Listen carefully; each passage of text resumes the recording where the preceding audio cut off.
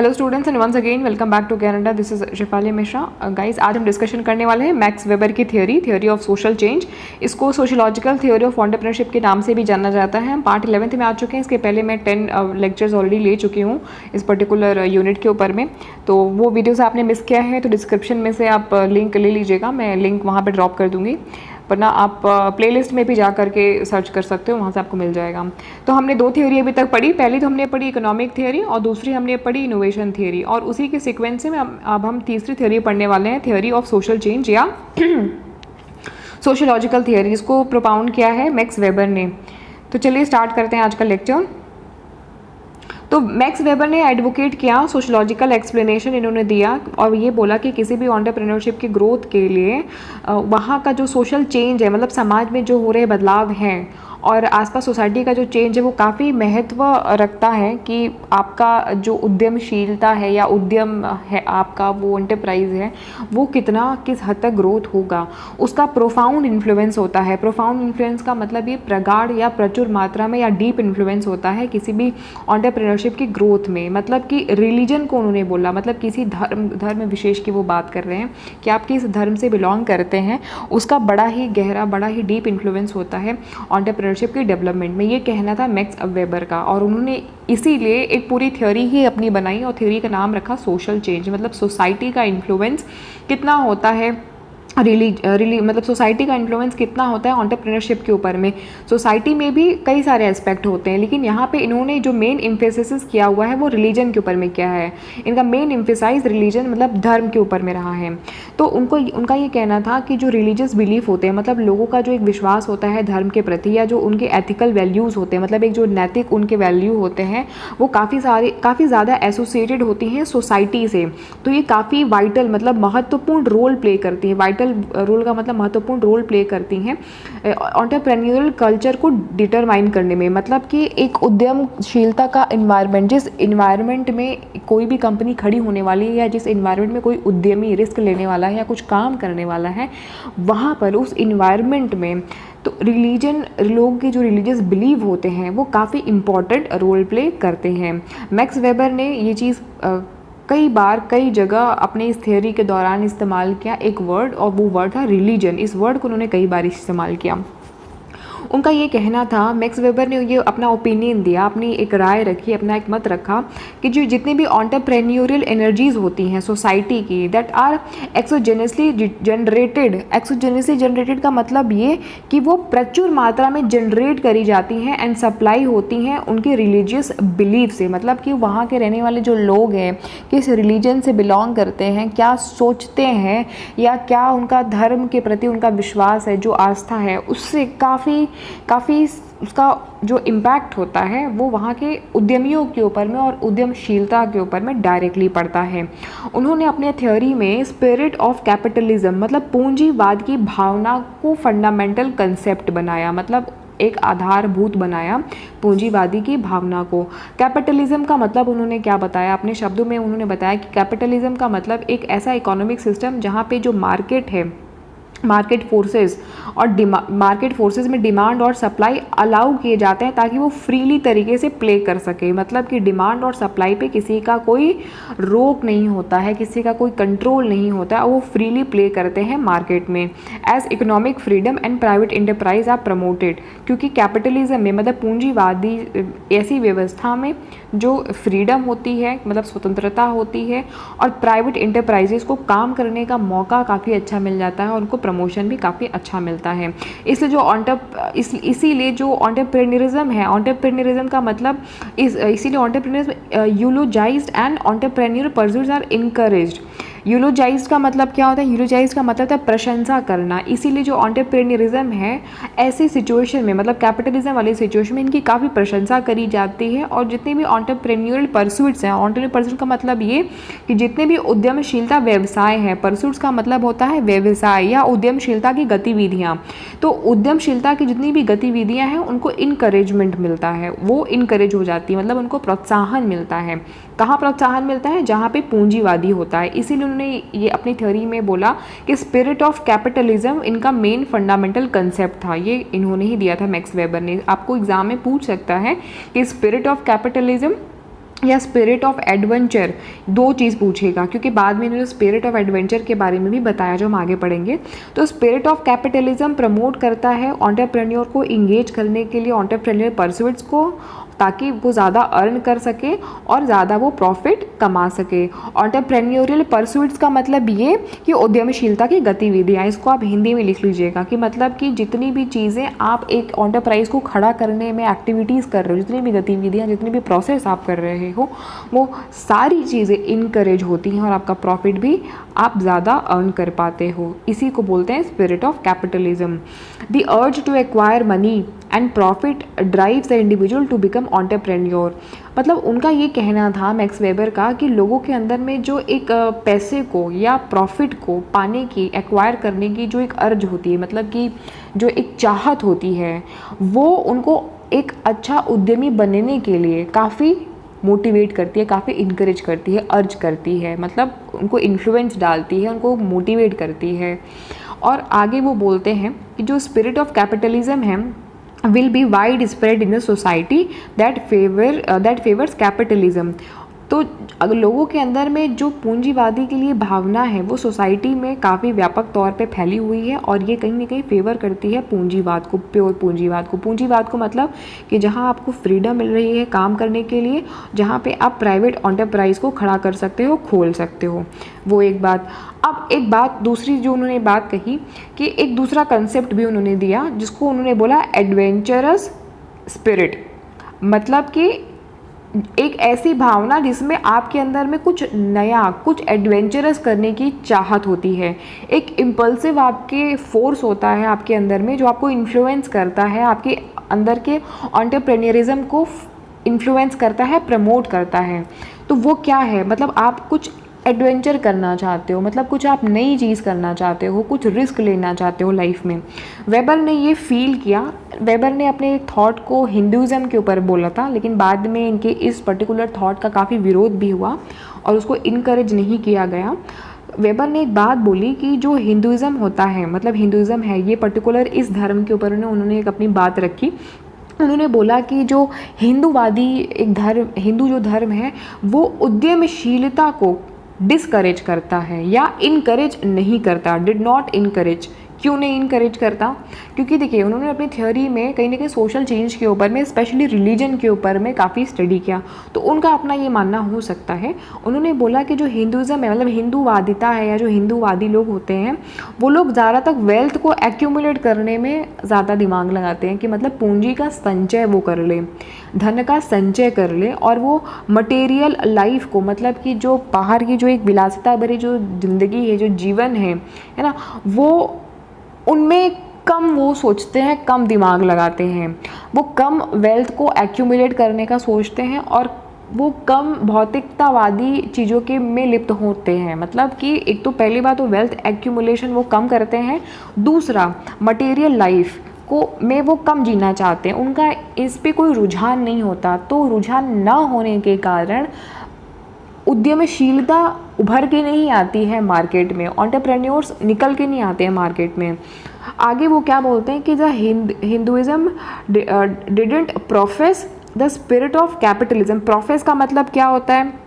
ढोंग करना होता है, या प्रोफेस का मतलब होता है खुलेआम स्वीकार करना। किसी चीज़ को जब आप ओपनली एक्सेप्ट करते हो तो उसको बोलते हैं प्रोफेस करना। तो इनका ये कहना था कि जो हिंदुइज्म है वो स्पिरिट ऑफ कैपिटलिज्म को खुलेआम एक्सेप्ट नहीं करते हैं, उनको वो ढोंग करते हैं। मतलब वो पूंजीवादिता को या प्राइवेट एंटरप्राइज को या ऐसे लोग जो मार्केट में आकर के कुछ करना चाहते हैं, हिंदूवादी लोग इसको एक्सेप्ट नहीं करना चाहते, और इनके एक्सेप्ट ना करने की वजह से ऑब्स्टेकल काफ़ी क्रिएट होता है, मतलब अवरोध क्रिएट होता है। किस चीज़ में अवरोध क्रिएट होता है? उद्यमशीलता के विकास पर, प्रमोशन ऑफ एंटरप्रेन्योरशिप में प्रॉब्लम क्रिएट होती हैं या अवरोध क्रिएट होता है। ऐसा इनका सोचना था, ऐसा इनका मानना था। आगे ये बोलते हैं, वेबर ने एक बात बोली कि इनके हिसाब से जो प्रोटेस्टेंट एथिक होते हैं, प्रोटेस्टेंट एथिक का मतलब क्या हुआ कि ऐसे व्यक्ति, ऐसे पर्सन जिनकी ड्यूटी ही ये होती है जिनका कर्तव्य होता है कि उनको सक्सेस को अचीव करना होता है, उनका काम ही होता है कि उनको सक्सेस लाइफ में चाहिए और उस सक्सेस को पाने के लिए वो हार्डवर्क बहुत ज़बरदस्त करते हैं।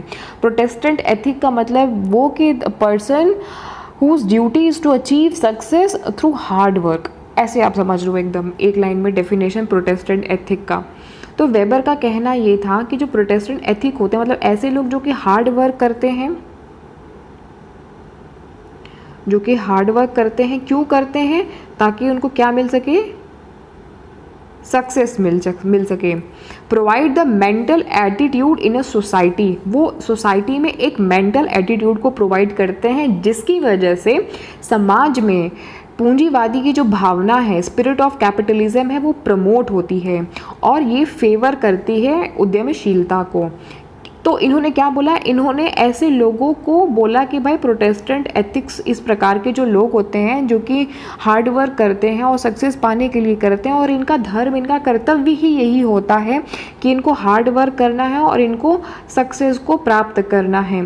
तो ऐसे लोग ही सोसाइटी में स्पिरिट ऑफ कैपिटलिज्म को प्रमोट करते हैं और एंटरप्रेन्योरशिप को भी प्रमोट करते हैं।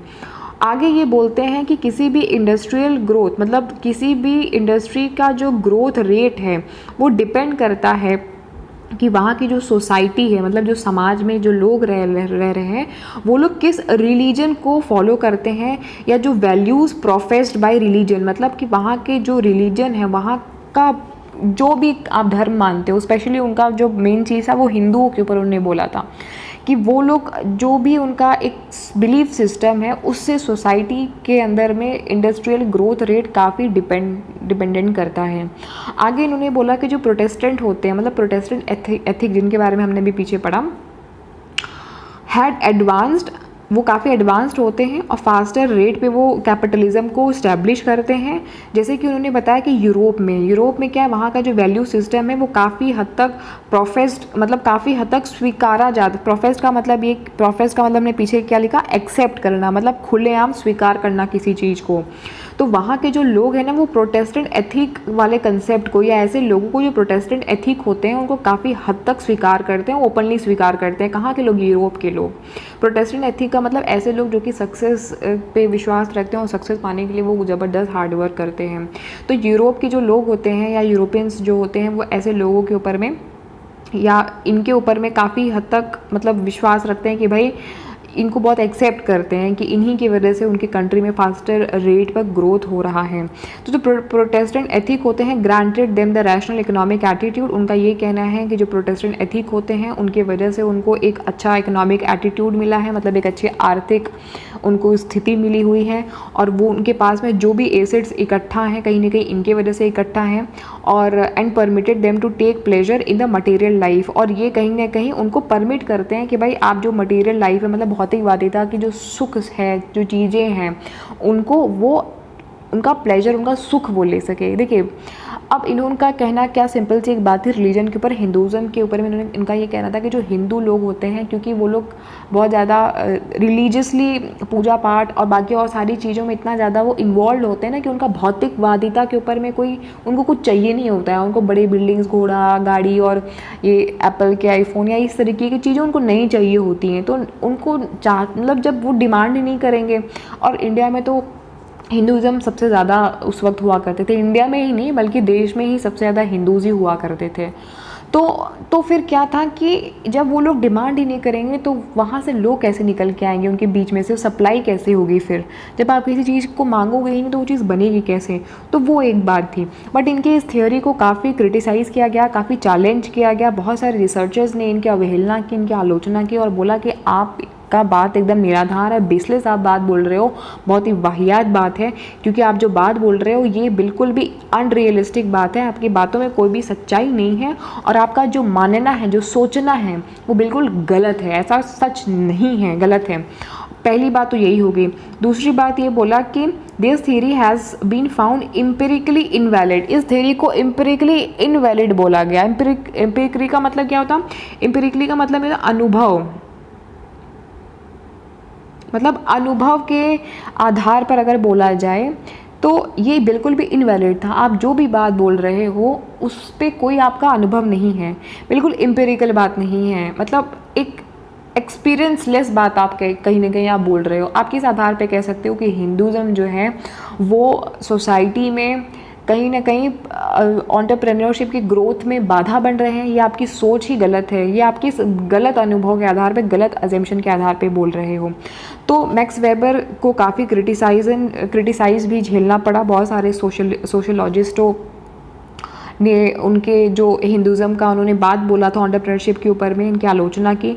और उन्होंने एक बात बोली, मतलब कि उन सोशलॉजिस्ट ने एक बात बोली कि शायद आपको पता नहीं है मैक्स वेबर जी कि जो रैपिड एक्सपेंशन हो रहा है इंडिया में, अगर हम बात करें पोस्ट इंडिपेंडेंस के बाद में, मतलब आज़ादी के बाद में, तो वहाँ पर स्पिरिट ऑफ कैपिटलिज्म बढ़ा ही है, घटा नहीं है पूरी तरीके से। और वो जो आप बात बोल रहे हो उसके बिल्कुल विपरीत बात है। स्पिरिट ऑफ कैपिटलिज्म या एडवेंचरस जो स्पिरिट है वो बिल्कुल बढ़ा है और बिल्कुल घटा नहीं। तो आप जो बात बोल रहे हो वो बात निराधार है। आप उठा लो पेपर, रिसर्च कर लो, आप किस आधार पे ये बात आप फर्जी फैला रहे हो, बोल रहे हो। साथ ही उन्होंने ये भी कहा कि आपने जो एक बात बोली प्रोटेस्टेंट एथिक की, एक बात जो बोली वो भी कंप्लीटली करेक्ट नहीं है, मतलब पूर्णतः सही नहीं है। क्यों?